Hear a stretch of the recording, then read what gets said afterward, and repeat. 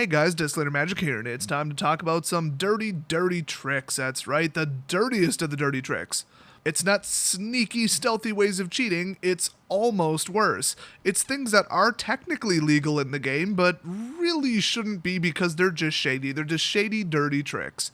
If you see somebody doing this, do what I do. Call them out on it. Tell them exactly what they're doing. Tell them you know exactly why they're doing it, and you know that it's not going to truly give them an advantage, although some of these, there's no two ways about it. And then hopefully once they're thoroughly embarrassed by you calling them out, they stop doing it. Otherwise, switch local gaming stores, because honestly about, I don't know, 1/5 of the players did stuff this dirty.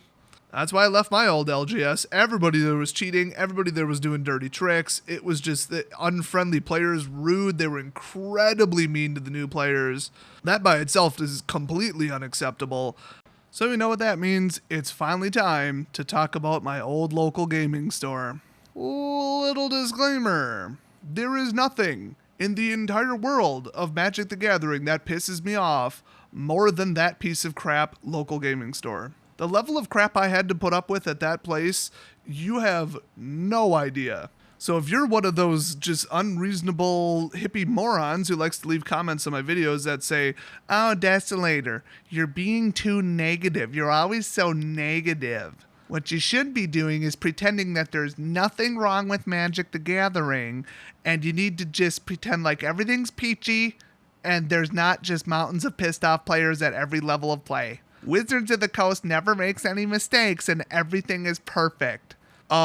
This might not be the video for you then, and honestly, this might not be the reality for you either, although obviously you live in your own reality. So basically, this video should be titled, "The 3 Shadiest Things I've Seen Go On at My Old Local Gaming Store," subtitle, "And Why I Hate That Hellhole." If this story does not piss you off, then you don't care about Magic. This will get your blood boiling, and it certainly got mine boiling while I recorded it.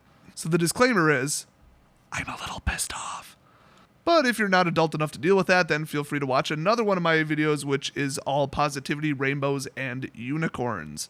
Seriously, Wizards, Unicorn Tribal, when's it going to be a thing? But, you gotta say, for this particular category, any game, any competition, any type of, event, tournament, anything, somebody will find something that's technically not in the rules. I mean, you can have 100 pages of rules and something in there, it's not in there yet. It's not well defined. And they'll do it, and it'll be shady, and probably shortly after it'll get banned. Now, this first one, though, may not be the best example of that because I'm fairly certain there is an actual rule about doing this. You're allowed to do it, I think, once, but I'm fairly certain there's some sort of rule or guideline or policy that says don't let somebody do this over and over and over and over and over. So there was this guy at my old local gaming store. Every single week, he'd pull the same trick. He never had a problem showing up on time before, and then he went and claimed, I guess somebody told me this, I don't know if this is even true or not, that his hours got changed at work, so now he could never show up on time, but he still wanted to play. So he'd show up, 15, 20, 30 minutes late, whatever, coming straight from work, and he would just take a first round loss because, a little helpful tip for you guys, if you ever show up late to your Friday Night Magic and there's enough people and enough rounds, they're supposed to let you, up until the matchmaking for round 2, anytime before that, you can take just a first round loss and then proceed. So they'll enter your name in and just put the loss button in, and that's how they can join you. That's what the software allows you to do. So that's what he would do. So you're probably thinking, oh, this guy's probably pretty cool. He is one of those sincere players that, he's just there to have fun. He just wants to play Magic, doesn't care if he wins, doesn't care if he ranks high. Oh, hell no. No, not this guy.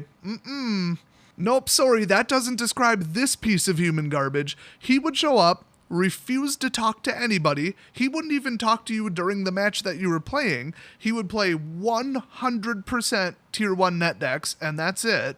And he wouldn't help anybody. He wouldn't trade with anybody. He was just there to win. He wanted packs, and he didn't care about anything else. So what he was really doing, because nobody believed him that his work schedule changed, is he was just purposely showing up late. Sometimes he wasn't even in his work uniform. I mean, nobody's buying that crap. And so he shows up late, takes a first round loss, and at my LGS, there was 30 to 50 people for every Friday Night Magic. I know that sounds like a lot, but yeah, it was a big place. And there was always 5 rounds. and you could rank really, really high if you went 4-1. So what's the best way to go 4-1? Well, in case you're not familiar with the ranking system and how you get paired with the software, the best, easiest way to go 4-1 is to lose round 1. Keep that in mind. You'll need to know that later, by the way. So quite a few weeks in a row, he would take the first round loss, get matched up against somebody who already lost, and then third round, he'd get matched up against somebody who won one and lost one. So he wouldn't have to go up against a random person, then go up against a winner, then go up against a 2-0 winner, then go up against a 3-0 winner, because that's just not how it would work if you purposely throw the first match or never bother to show up. So that's what he would do, and he would constantly rank like 4th, 5th, and 6th place, like consistently. And I said something to one of the staff members, which most of the staff there was just complete dicks, but the one person who was almost a reasonable human being, I told him about it. I said, you do know what he's doing, right? He's showing up late on purpose to throw the first match, and then he's getting matched up against, easier people and then just sweeping. And they said, well, yeah, we kind of know he's doing that, but we can't prove it. We can't prove it. And they kept telling me about that. Like, I could catch somebody with 8 cards in their hand on purpose on turn 2, and they'd say, well, we can't prove that he didn't do it on accident. I bet if I jumped over the table, put a gun in his face, and told him, hey, admit that you did that on purpose, we'd get the truth out of him. So it's not impossible, actually. There's no legal way to do it. But I was halfway there myself. I was getting really pissed off at all these cheaters, and I guess you could say technically the guy wasn't cheating, but, if I played him in round 2 and I beat him, he would go home. He would drop. He was not interested in playing Magic if he wasn't in the potential prize pool at the end. So that's one type of really shady behavior. Maybe you've seen it at your LGS, maybe you haven't. It just seems really rare to me because I've only ever seen him do it. But this is even worse. Now, there's 2 different versions of this particular complete and utter dick move. You know how I said the easiest way to rank, like, 5th place, 4th place, something like that, with like a 4-1 record? Because honestly, almost nobody goes 5-0 at my old LGS. Easiest way to do it is to lose the first round. So if you lose the first round, you should be like, okay, now I could probably go 4-1. Like, I can't lose another game or another round, but whatever. My strength of opponent might be pretty good. I might even get first. Like, you could legitimately get first place going 4-1. So out of all the gang of people that would show up, a lot of the people were super, super cool, friendly, willing to trade. They'll take an unbalanced trade if they really need the card, just super down-to-earth cool people that you just want to chill with and talk with between rounds. They're great people. So it's a shame I don't go there anymore. But there was these 10 to 20 people that would consistently show up with just nothing but top-tier net decks. They'd buy out all the cards you need. They had to win or they'd get all pissy about it. They constantly are caught cheating, just those types. And so what I would do is I would look at what just those people are playing. I would walk around and just take a glance at their game. And honestly, I could do it from across the room. I have insanely perfect vision. And then, like, for example, I always give this as an example. If they're playing goblins, I'm playing Black Mass Removal. If they're playing flyers, I'm playing Windstorm and Plummet. If they're playing black-white vampires, I'm playing pretty much still Windstorm and then like a life gain deck. If they're playing counterspells, I'm playing super cheap aggro rush. Whatever would beat them, I would build it and bring it no matter how garbage of a deck it was. So it kind of worked out. If I played them, I beat them. Like 100% of the time, I'd beat them. And if I played like a normal, nice person who thought of a deck idea, built it, and thought it was cool, they would just crush me because it was like a single-purpose assassin deck that I would build every single week. So what would happen is if they get matched up against me, for some reason, quite a few of them had it in their mind that because I didn't really like top 3 a lot, that I wasn't a good player and I wasn't a good deck builder. And like, I know, let that blow your mind for a second. I'll let you recover from that. Whatever. And then I'd beat them and they'd get all pissy. They'd start telling me how my deck's garbage and I got lucky and if they would have just pulled this and if I just wouldn't have pulled this on time. Once in a while, I try to explain, no, seriously, you're not going to beat Black Mass Removal with tokens. That's never going to happen. We could play 100 more games and I'd win every single one in a row. They didn't want to hear that. I'd give them tips to improve their deck, and they'd be like, no, this is the exact tournament deck that was just played. So they were just thick-headed morons. But what would they do? They'd go drop after round 1. So they're incredibly likely to take their stupid $1,000 deck, and sweep the next 4 games, plus the strength of opponent would be huge because I'd go on to beat the living crap out of their friends.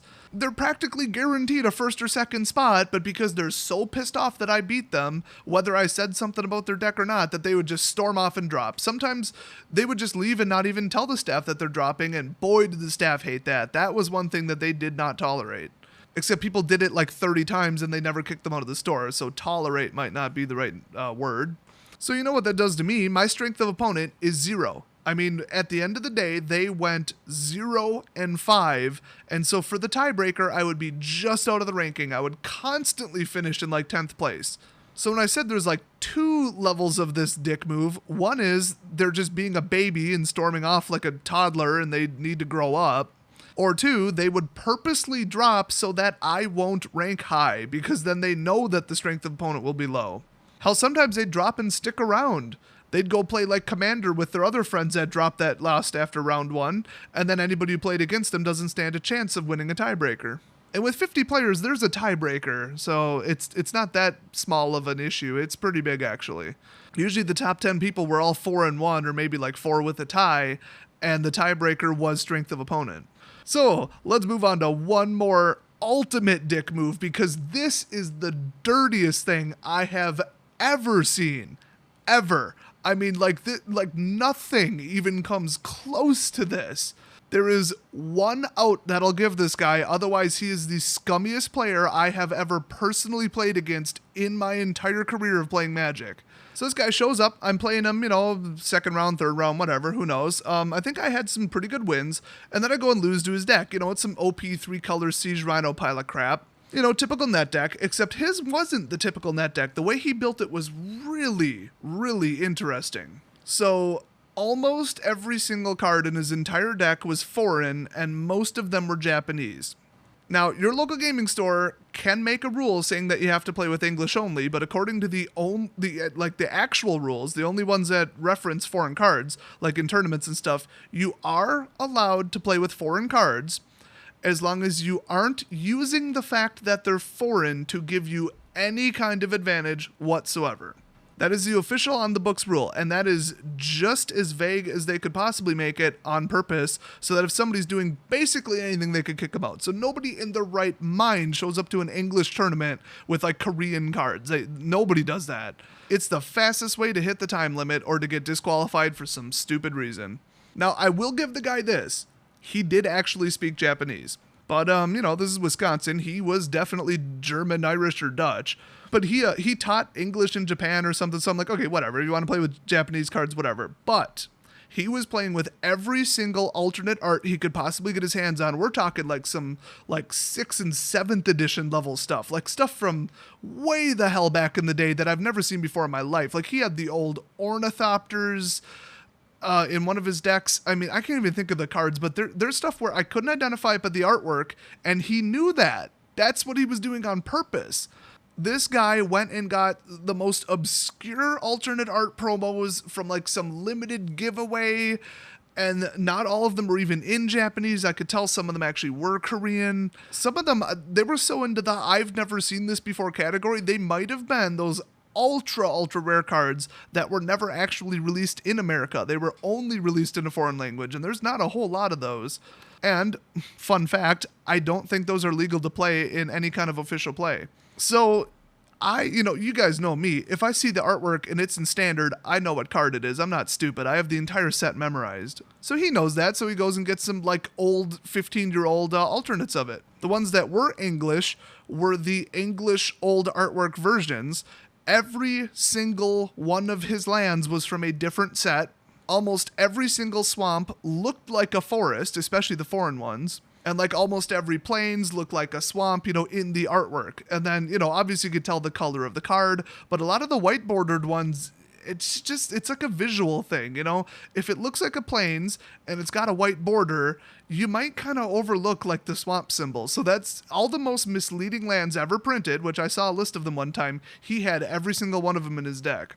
Then it got even better. I was going to call him out on that, but I called him out on something even sooner. Just to test him out, I said, he said, okay, I'm casting this. I'm like, all right, what's the name of it? So he casts a spell or a creature. I couldn't even freaking tell.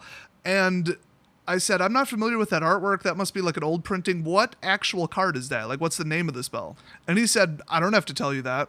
I'm actually not 100% sure on that actual rule, but I am very certain that he does have to tell me the name of the card. He absolutely does not have to translate the Oracle text for me, but I'm very certain that he has to tell me the name of the freaking spell. So he says, no, I'm not going to tell you. I'm like, you're going to sit here and play foreign cards and not tell me what they are. I'm just supposed to take your word for it. I'm like, okay, don't tell me what it is. What does it do? And then he thought about it for a second. I could tell he was about to say, I don't have to tell you what it does, but he does have to actually perform the actions of the spell. Like if it says go take some out of your graveyard, he has to start doing it, and then I'll know what spell it is. So one time he just plops it down and he's like, oh yeah, take 3 damage. I'm like, why? And he says, oh, because that's what the spell says. And I'm like, you know what? You want to play this like a tournament? You want to pretend like, you don't have to read me the text, which, he doesn't have to read me the Oracle text. Let's do the tournament thing. Called over the judge. Keep in mind, the judge is a complete douchebag. He had just lost his official judgeship by treating players like crap, and a bunch of people reported him. I wasn't even one of them. So he wasn't even an official judge. He got knocked down to rules advisor. He comes over, and the first thing he says is, yeah, he doesn't have to read you the Oracle text. I'm like, yeah, but you do.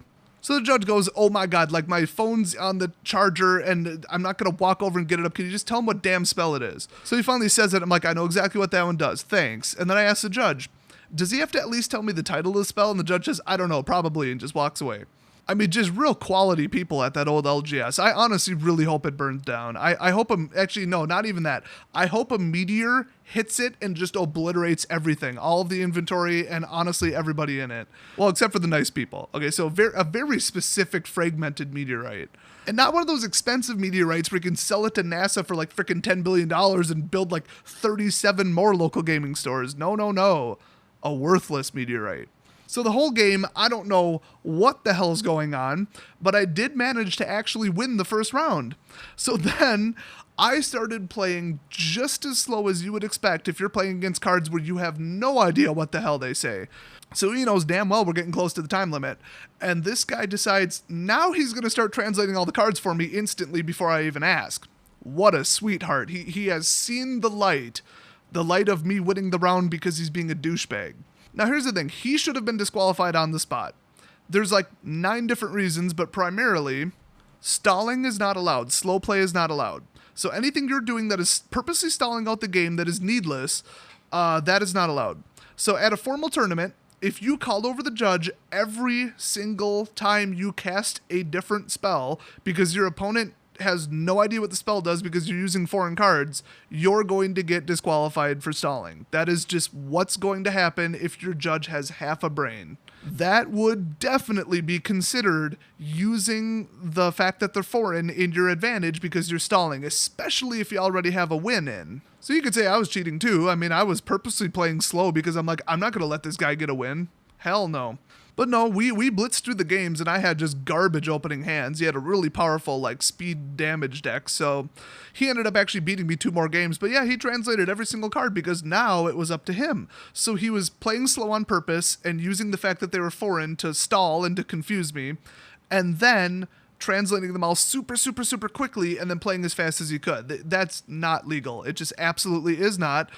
The staff, I didn't even bother explaining it to them. They didn't give a crap. I mean, he could have literally taken my deck, taken a card out of the sleeve, and ate it, and the staff wouldn't have given a crap. Now, once again, I don't think it's necessarily illegal to eat your opponent's cards. I don't recall seeing that in the official rules, but I think stealing or destroying your opponent's cards is illegal. So, one of those gray areas. The staff was a bunch of dicks. A lot of the players were a bunch of dicks. All of the judges were complete dicks. The store was just a miserable, unfriendly place. Nobody who was new to Magic spent more than a month there before they just said screw it and went to a different store. And here's the kicker. The store lost their ability to run DCI-sanctioned events twice. Now, that was before even my time. That was not my doing because I tend to go in and just not take crap from anybody. I will cause as much havoc and chaos as I need to when people are being unfair to me. But way before that, they were doing something like illegally keeping the promos and then selling them. I believe that was one of them. Another time, it had something to do with like score reporting, but it wasn't reporting on time. It was like them recording stuff that they weren't supposed to, or I don't remember. It's all hearsay because, like I said, it was before my time. It's not like they had to put up a poster that said, we've already lost our ability to run F&M because we're jerks. Here's specifically why. Although Wizards, I mean, it wouldn't be a terrible idea. I mean, restaurants have to put up their health grade in certain cities. So between the guy rigging his deck to be the most crooked, confusing, cheating pile of foreign crap I've ever seen in my life, the other guy taking an automatic loss so that he would rank high every single week, and the people that would sabotage my score by dropping after round 1 or storming off like a little toddler after they lost to me round 1, I just decided, screw it. This place is not making me happy. I come out every Friday way more pissed off than I went in. And honestly, that store should be banned from ever holding another Friday Night Magic as long as they live. They shouldn't even be allowed to carry Magic the Gathering because they're such a disgrace to the game. And the fact that they allowed people to pull crap like this, even though it's not formally against the rules, I mean, the official rule is the person who owns the local gaming store can kick somebody out for any reason. If they don't like the way they're playing, if they suspect them of cheating, if they don't like their language, if they don't like even the types of deck they build, they can kick them out. It's up to their discretion. That is an official rule. And they sure as hell were not enforcing it.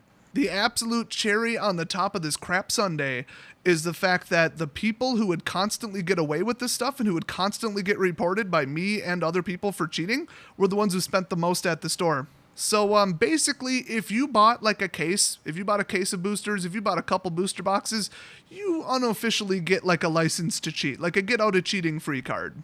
I wish Wizards would just show up one Friday and just shut down their entire store and just like repo all of the products and just take down every DCI number of every player there and just ban them all. So you guys have heard me talk about, oh, I don't like my local gaming store. And you might have thought, oh, it's just kind of a running gag. It's kind of a gimmick. And maybe I was exaggerating a little bit. No, I wasn't. You've only got the tip of the iceberg with this video, trust me, but I think this is the only video I'm going to make on it because you could use your imagination. If you've been to one of the worst local gaming stores in your entire area, or one that even sounds like it resembles mine, you've been there. So yeah, terrible, terrible shady stuff. So if you guys have seen anybody just doing something really shady, really sneaky, like some creative little thing that they did that isn't cheating but is definitely frowned upon, let me know about it down in the comment section. And if you are under the unbelievable idea that you've been to a worse, more crooked, more unfriendly, more miserable crap hole of a local gaming store than mine, leave that down in the comment section. I mean, I'll tell you right now, you're wrong, because it doesn't exist. You could literally play Magic the Gathering in a prison and it would have more friendly people and more fair gameplay than this piece of crap store. Words cannot describe the level of rage when I just think about the people's faces that attended there and work there. But it's all cool though, because one of the stores from another city decided, you know, they're so popular, they're so successful, unlike my old one. People loved them so much. They had such a good reputation for holding proper tournaments, you know, proper qualifiers and you know, or not qualifiers, pre-releases, and, you know, just having friendly staff and helpful judges and all that, that they decided to expand into my city. So first thing I asked one of my friends when they said they went over there for 1 week, I'm like, how many people showed up? They're like 8. I'm like, bye-bye. Bye-bye. See y'all. Flip them all off on the way out. And I've been going to the new local gaming store ever since. And there's only 2 completely just toxic, miserable, lying, cheating pieces of crap at that one. But I'm trying not to make waves. I mean, I call them out, but I'm not going to go try and, you know, get the staff to kick them out or disqualify them or nothing. I would say that's 5 or 10% of the people that show up, and I think I can live with that compared to, you know, the 75% that it was before, including the staff.